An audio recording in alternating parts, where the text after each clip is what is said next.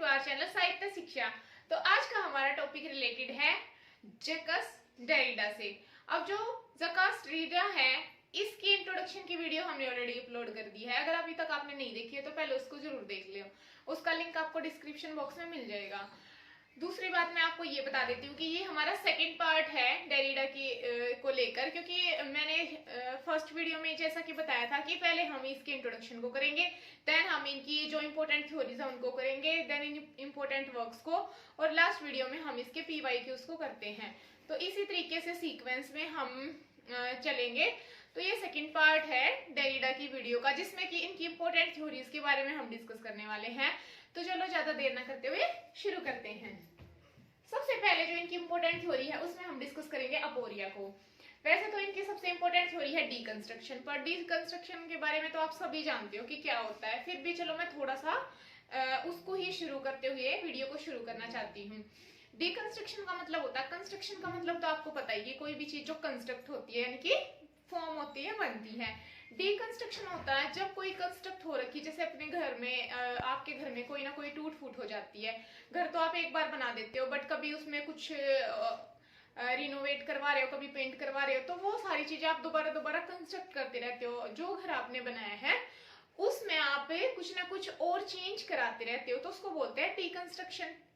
इसको post modernism theory भी बोला गया है, और इसका एक और नाम है जिसको बोला गया है पोस्ट स्ट्रक्चरलिस्ट।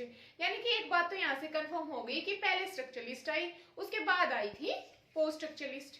ठीक है, नहीं तो इसको प्री बोला जाता।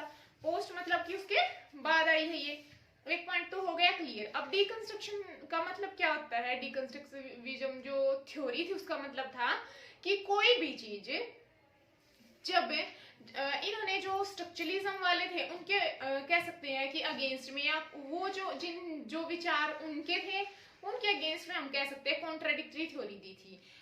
स्ट्रक्चरलिज्म वाले कह रहे थे कि हमें हर चीज स्ट्रक्चर में चाहिए। ठीक है, कि अगर कोई चीज प्रॉपरली स्ट्रक्चर में नहीं है तो इसका मतलब है कि हर चीज का सेंटर जो होता है वो स्ट्रक्चर ही होता है। बट जो डेरिडा है इन्होंने बोला कि ऐसा बिल्कुल भी नहीं है। हेडगर नाम के एक राइटर थे जर्मन, उनकी थ्योरी से इन्होंने ली है डीकंस्ट्रक्शन की थ्योरी, उनसे ही इंस्पायर होके उन्होंने जो थ्योरी दी थी उसका नाम था डीकंस्ट्रक्शन।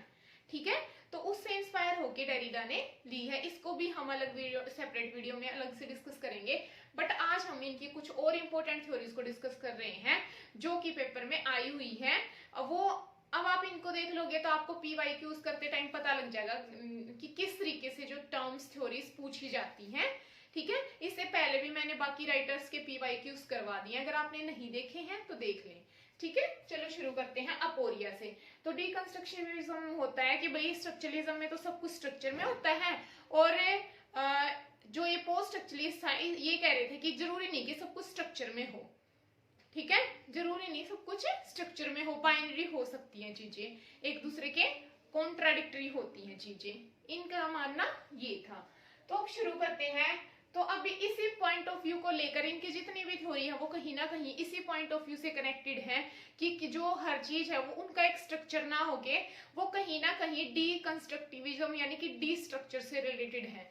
ठीक है, या पोस्ट स्ट्रक्चर से, कि उनका एक स्ट्रक्चर ना होके अलग तरीके से भी वो कैसे काम करती हैं। Okay, understand. चलो, aporia it play a big part of works of deconstruction. आ गई वही बात कि डीकंस्ट्रक्शन के जो वर्क्स थे उनमें इन्होंने एक इंपॉर्टेंट पार्ट प्ले किया है। थ्योरीज लाइक जैकस डेरिडा की जो थ्योरी थी, डीकंस्ट्रक्टिविज्म का जो फादर है वो डेरिडा को ही बोला जाता है। ओके, अपोरिया एक बुक का नाम था जो 1993 में पब्लिश हुई थी। इट इज अ बुक, ये ट्रांसलेट किसने की थी? ये तो एक फ्रांस राइटर थे, फ्रेंच लैंग्वेज में ही लिखते थे। तो ये जिसने ट्रांसलेट की उसका नाम था थॉमस डुटोट। मतलब ये मैंने क्यों बताया, क्योंकि आजकल तो पेपर में ऐसे ही क्वेश्चन देखने को मिलते हैं जिनमें आपको पूछ लेते हैं ट्रांसलेट किसने किया है किसके वर्क को। Okay, aporia is a rhetorical device where the speaker express a doubt about his position। Rhetorical का मतलब क्या होता है? रेटोरिकल का मतलब होता है कि जब आप कोई भी चीज है वो डायरेक्टली ना बताओ, इनडायरेक्टली उसको कहीं ना कहीं किसी चीज से लिंक करके बताओ। ठीक है, या किसी इनडायरेक्ट तरीके से आप बताओ, या मतलब आप कह सकते हो कि उसको जिस लैंग्वेज में बोलना उसकी बजाय थोड़ा सा ट्विस्ट करके बोलो, ठीक है। तो इसमें क्या होता है, अपोरिया में एक रेटोरिकल डिवाइस है, यहाँ पे स्पीकर है वो एक्सप्रेस करता है एक डाउट अपनी पोजीशन को लेकर, आई एम अ टीचर और नॉट, मैं हूं भी कि नहीं, ठीक है। और आस्क द ऑडियंस, ऑडियंस से पूछता है रेटोरिकली हाउ ही और शुड प्रोसीड, कि वो कैसे, अब वो क्या करे। कभी कभी तो वो खुद से ही, जैसे हेमलेट की कोटेशन है टू बी और नॉट टू बी, कि ऐसा होना चाहिए कि नहीं, ऐसा करना है कि नहीं करना है। तो ये क्वेश्चन था ऑडियंस के लिए और उसके खुद के लिए भी, तो ये सेल्फ डाउट था। ऐसे ही बहुत सारी सिचुएशन आ जाती है। जेन आयर का भी एक नोवेल है जिसके अंदर ऐसी ही सेम सिचुएशन आई है, आई एम मैरी और नॉट, मतलब कि ऐसी सिचुएशन जहां पे आप डाउटफुल होते हैं, आई एम डूइंग दिस और नॉट, मतलब आप किसी ऑडियंस से डिमांड करते हैं या तो उस क्वेश्चन की, या आप कंफ्यूज होते हो कि मैं ये करूं कि ना करूं। तो दिस इज कॉल्ड अपोरिया।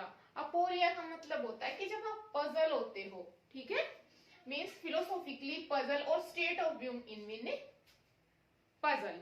जब कोई भी जो ह्यूमन बीइंग है इन पजल सिचुएशन में होता है, कंफ्यूजन में होता है, ठीक है, means it is a paradox और अनआंसरेबल क्वेश्चन, ठीक है। जैसे टू बी और नॉट टू बी, कर भी वो करना भी चाहता है और नॉट टू बी, ठीक है। तो ये एक पैराडॉक्सिकल सिचुएशन होती है। जो अनआंसरेबल क्वेश्चन होते हैं, यानी कि पजलिंग क्वेश्चन होते हैं, उनका आंसर करना भी बहुत ही ज्यादा मुश्किल होता है।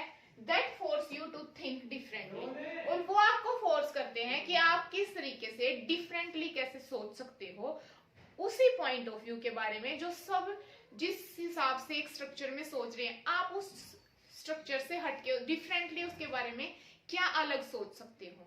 That's the point. अब मैं थोड़ा सा दोबारा से अपोरिया को एक्सप्लेन करूंगी। ये एक बुक थी जो 1993 में आई थी। सेकेंडली, कोई भी वो सिचुएशन जहां पे पजलिंग सिचुएशन आ जाए और जो पजल है वो ऑडियंस से आंसर चाहे, या तो क्योंकि उसके खुद की समझ में नहीं आ रहा होता कि मुझे इस सिचुएशन में क्या करना चाहिए। तो एक पजलिंग सिचुएशन होती है जहां पे जो पर्सन जो पजल होता है वो खुद उसका जो कंक्लूजन है वो नहीं ढूंढ पाता, और कभी कभी वो सिचुएशन ऑडियंस के लिए भी बहुत ही ज्यादा अनआंसरेबल रहती है। अंडरस्टैंड? ओके, आई होप कि आपको समझ में आ ही गया होगा। फिर भी कमेंट बॉक्स में आप बता सकते हैं अगर कोई भी डाउट हो तो, ठीक है, मैं पूरी कोशिश करूंगी उनको दूर करने की। Second thing that is arch architecture. Arch जो आर्किटेक्चर है इसको आर्च राइटिंग भी बोलते हैं। This is French word, and इसका जो इंग्लिश में जो ट्रांसलेशन है वो है राइटिंग, ठीक है। Arch writing means a founding origin or governing controlling principle. In this he says sense and meaning is never originally. अब आप रिलेट कर पाए हो, ये कह रहा है कि सेंस और मीनिंग होते हैं वो ओरिजिनल नहीं होते, बल्कि वो पहले ही किसी के जो है उनका पॉइंट ऑफ व्यू पहले ही उनका एग्जिस्टेंस होता है, वो ओरिजिनल नहीं होते, वो हम दोबारा से क्रिएट करते हैं उस पॉइंट, वो जो हमारा एक्सपीरियंस होता है उसके बेस पे हम उसको क्रिएट करते हैं।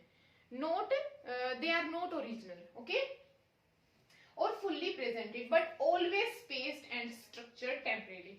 उनका जो स्ट्रक्चर होता है वो टेम्परेरी होता है, हम अपने बेस पे उसको किसी भी स्ट्रक्चर में, यानी कि किसी भी जो स्ट्रक्चर होता है वो टेम्परेरी होता है, जरूरी नहीं कि हम उसको उसी पॉइंट ऑफ व्यू से देखें जिससे वो है, हम किसी भी, और ना ही वो पूरी तरीके से प्रेजेंट होते हैं, उनमें कुछ ना कुछ स्पेस होता है जिससे कि कोई भी जो टेक्स्ट है उसमें जो राइटर या जो रीडर है वो जो मीनिंग है वो ढूंढ सके। जरूरी नहीं कि जो राइटर ने सोचा है वो वही डाले हम। जैसे कि हम एग्जांपल ले सकते हैं, कभी कभी हम खुश होते हैं बहुत ज्यादा, तो कोई अगर सैड सॉन्ग भी सुन रहे होते तो उतना अफेक्ट उसका नहीं आता हमारे जीवन पर, बट वही सॉन्ग अगर आप बहुत ज्यादा दुखी हो तब आप सुन रहे हो तो शायद आप बहुत ज्यादा इमोशनल हो जाते हो उसको सुन के, क्योंकि वो अपनी सिचुएशन से रिलेट कर पाता है, बजाय कि उसके कि जब आप बहुत ज्यादा खुश होते हैं तब आप उसको सुनते हो। दैट्स द डिफरेंस, कि राइटर हो सकता है जिस टाइम पे उसने लिखा वो बहुत ज्यादा खुश हो या दुखी हो, बट डिफरेंटली जब आप उसको पढ़ रहे हो तो उसके बीच में एक स्पेस होता है कि आप अपनी सिचुएशन के अकॉर्डिंग उसको कैसे रिलेट कर पाते हो। जैसे आप कोई भी मूवी देखते हो उसको अपने अकॉर्डिंग कैसे रिलेट कर लेते हो ना चीजों को।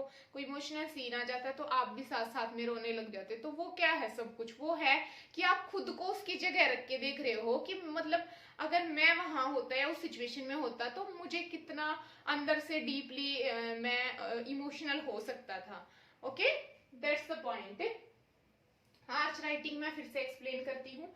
आर्च राइटिंग का मतलब होता है जब कोई भी जो मीनिंग है वो ओरिजिनली ना होके वो डीकंस्ट्रक्ट होता है।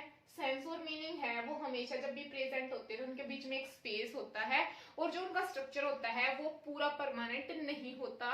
उसके स्ट्रक्चर को डी स्ट्रक्चराइज या डी कंस्ट्रक्ट हम कर सकते हैं। Okay, third is free play. ये भी डेरिडा की टर्म है, फ्री प्ले है।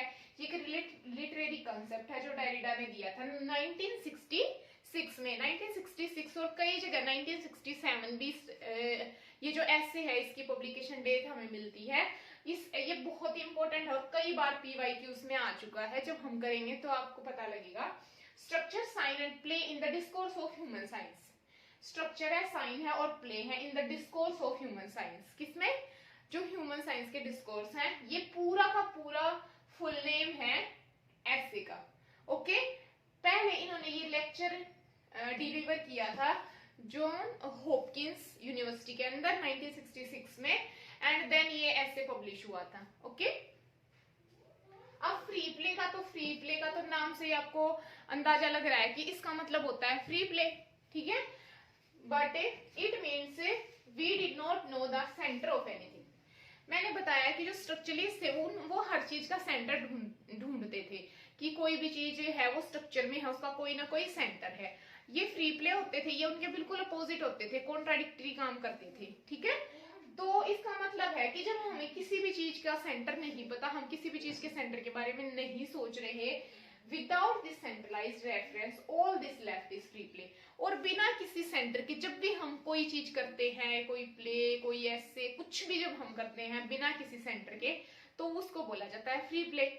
ठीक है, ऑल दैट इज लेफ्ट, जो बच जाता है यानी कि जिसका कोई भी स्ट्रक्चर नहीं होता है, उसको बोलते हैं हम फ्री प्ले। आई होप कि ये वीडियो आपको पसंद आई होगी। ये तो इनकी 3 ही टर्म थी, इनकी ऐसी 6 टर्म और अभी बाकी हैं जो हमें अभी करनी है। तो अगर आपने चैनल को सब्सक्राइब नहीं किया है तो press the bell icon and उसके साथ साथ अगली वीडियोस का नोटिफिकेशन भी मिल जाएगा और पिछली वीडियो का जो डिस्क्रिप्शन में आपको लिंक मिल जाएगा, देख लीजिएगा उसको। और अगर वीडियो अच्छी लगी है तो लाइक भी करें। तो थैंक यू फ्रेंड्स, हंसते रहे, मुस्कुराते रहें और अपने सपनों को अचीव करने के लिए खूब मेहनत करें। Thank you, bye.